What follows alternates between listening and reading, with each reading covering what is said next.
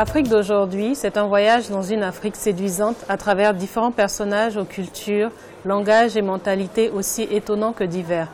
L'on découvre dans ces nouvelles des préoccupations qui sont les mêmes pour tous les hommes, à savoir la recherche du bonheur.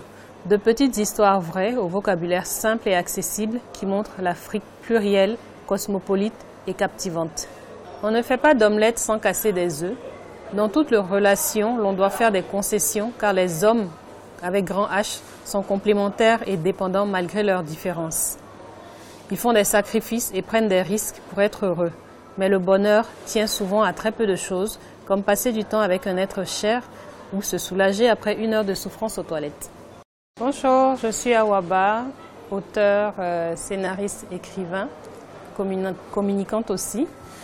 Je suis auteure de 2 ouvrages, des recueils de nouvelles, Afrique d'aujourd'hui et Des femmes et des omelettes. J'aimerais vous parler de mes 2 ouvrages.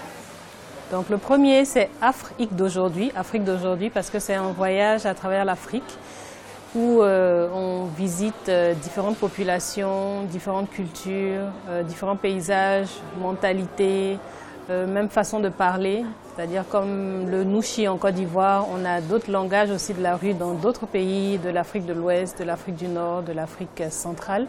Et c'est ce voyage-là auquel j'invite tous les lecteurs. Le deuxième, Des femmes et des omelettes, ce sont les relations entre les femmes et les hommes, mais aussi entre les femmes et entre les hommes.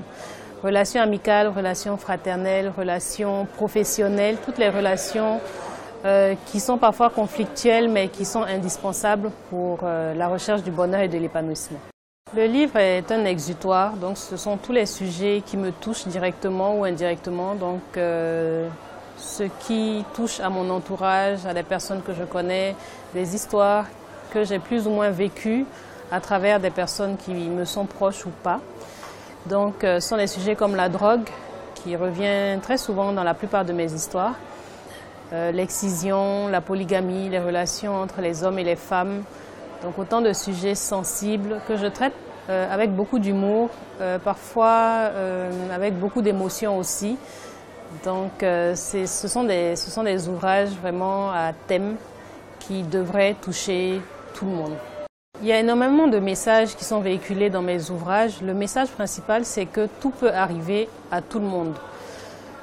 Donc dans les histoires que je relate, ce sont des histoires qui peuvent vraiment arriver à tout le monde, quelle que soit sa situation sociale, psychologique. On peut tous devenir fous du jour au lendemain, on peut devenir pauvre, on peut être victime d'énormément d'événements inattendus.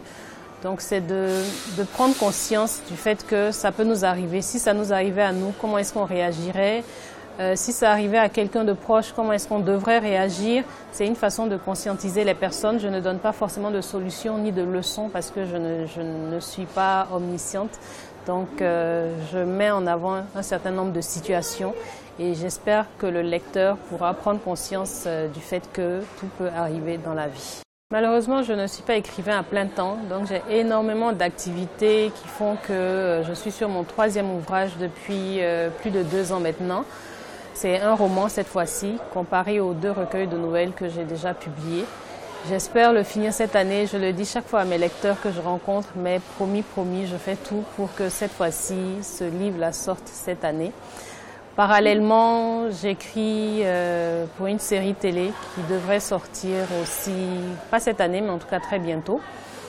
Et puis, j'essaye de transformer, en tout cas de scénariser mes histoires pour en faire bientôt un film.